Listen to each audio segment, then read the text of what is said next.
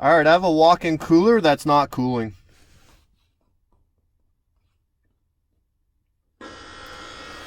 All right, so there's very limited access up here on top of the box.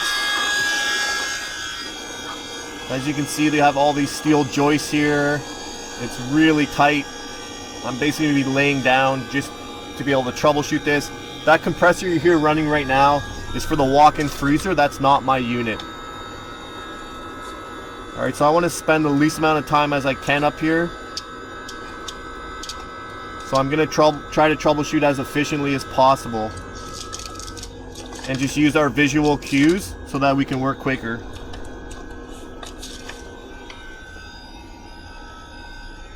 Alright, so first thing I'm noticing here, condenser fan is running.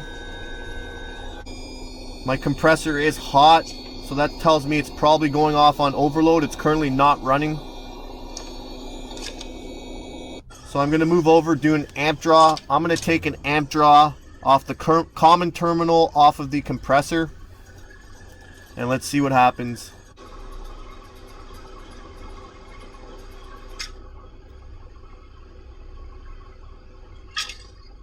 Alright, so we're getting amperage, we're going off on overload, so I'm going to put in a super booster. So I'm just going to get the data nameplate tag here so that I can match up the proper super booster. Alright, so I have a 2-lead super booster hard start kit here. So the first lead, they want us to connect it on the run capacitor, which goes directly to our start terminal on the compressor. And then the second lead here is also running to our run capacitor, and that's going to jump up to our run. So this is the actual schematic of the unit right here.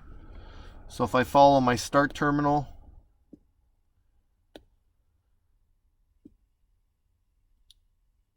I'm coming off number 2 on this relay, which is going right to our run capacitor. And then our run terminal off the compressor is a straight shot off number 4 on the same relay, and 4 straight shots right to this run capacitor. So if I hook this thing directly onto the run capacitor, the 2 leads, it's the equivalent of putting it on the start and run leads on the compressor. Alright, so I don't have a shut off upstairs, so I've turned on the breaker from downstairs. Okay, I'm going to try to climb up here really quickly. You can hear the compressors running. There's my super booster wired into the run capacitor. My compressor's drawing 5.5 amps. We're no longer going off on overload. So I'm going to do the rest of my visual checks now. So next thing would be the sight glass. Sight glass is low, it's flashing. My pressures are 28 and 229. And that condenser is pretty plugged. It's in bad condition. You can't really see it from this angle, but it's plugged. Alright, so to determine our suction pressure, this TD on this coil is about 10, so we're going to use a 10 to 15 degree TD. So we're going to use a 15 TD on this one. So ultimately how you're going to find your suction pressure is going to be with superheat. This is just theoretical, just to get us in the ballpark and just try to figure out what it should be. So right now we have a 60 Fahrenheit box temperature.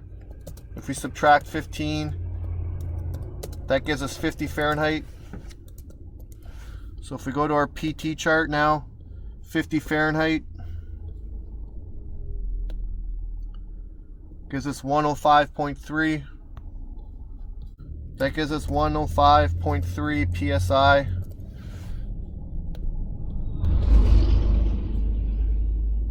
And for our head pressure, we're going to take ambient. We're going to add 30 Fahrenheit. So in this case, we had 88 Fahrenheit. And this is with a plugged condenser, so expect it to be way higher. But these are just theoretical numbers just to get an idea of what the issue is going to be. So that puts us at 118 Fahrenheit.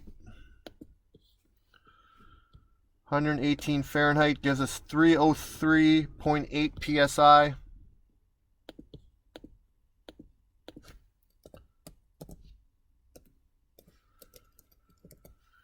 Alright, so I'll go plug these values in and compare them to what we're actually getting.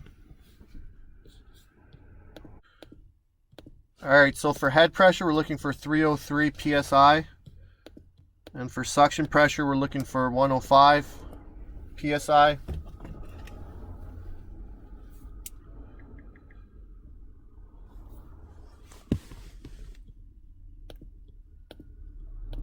And what we're actually getting is 27 on the suction,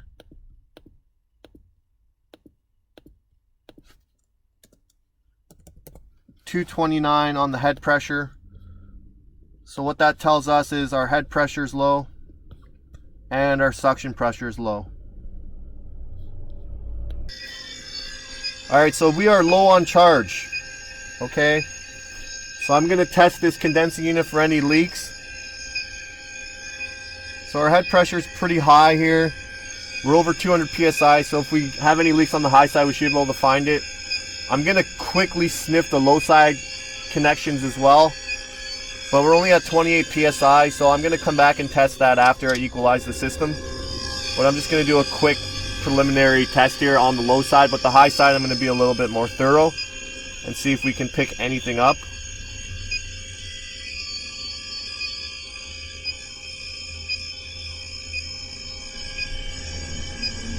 So yeah, that's the low side. Chances are I'm not going to find anything there, but I'm just going to do it quickly just because climbing up on this box is a pain. So I'm going to hit up the receiver and the king valve now.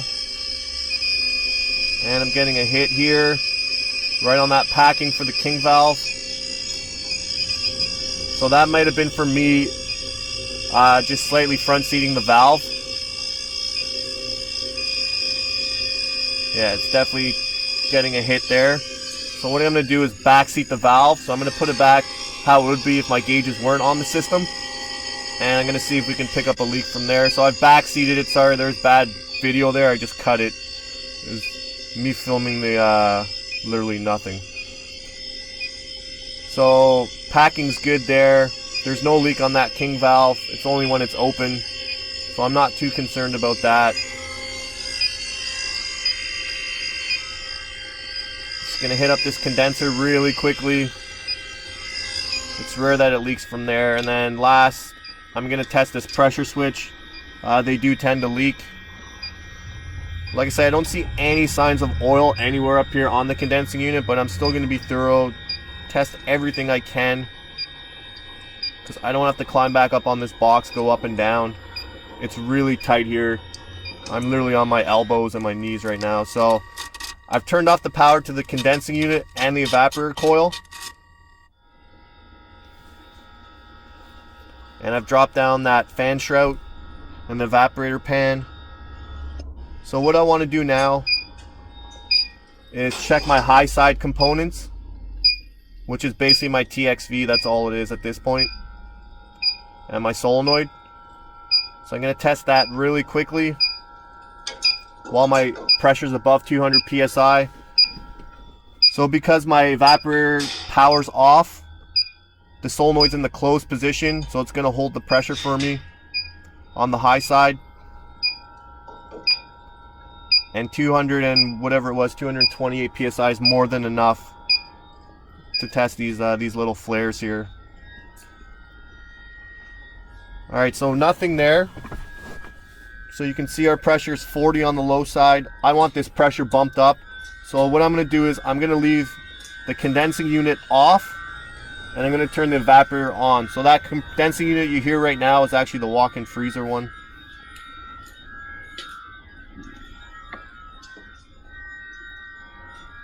So as soon as I turn this breaker on, it's going to open up the solenoid. The system is going to try to equalize. So that 220 psi is going to slowly start coming into our low side. It's going to bump up our 40 psi. Yeah, sorry for the camera work here. It's super tight here. I know I'm going up and down with the camera. So fans on. And you're going to see our pressure is going to start bumping up. So we went from 40, we're already at 103. And as I mentioned, the condensing unit's off. If the condensing unit was on right now, the suction pressure would go back down. So we're just trying to equalize the system so that my suction pressure is going to be a little bit higher. So we'll just fast forward here and we'll get it to a higher pressure. So yeah, I'm about 120 psi. That's going to be good enough for me to do my leak test. Okay, so I've turned off the evaporator power now because I want this fan off while I'm trying to leak test. Obviously, I don't want my leak tester in there and this fan blades will just destroy my leak detector. So I'm going to go ahead and hit up everything on the low side now.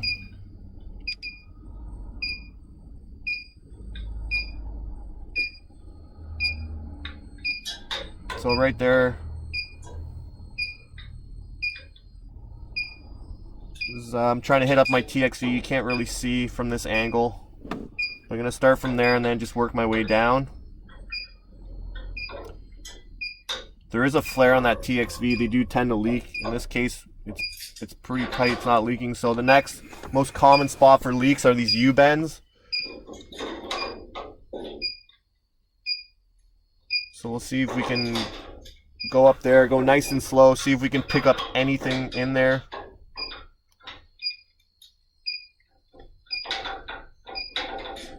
Now I did check the evaporator pan. I didn't see any signs of oil or discoloration. But that doesn't mean anything. You could still have a small leak, but I always look for those visual cues.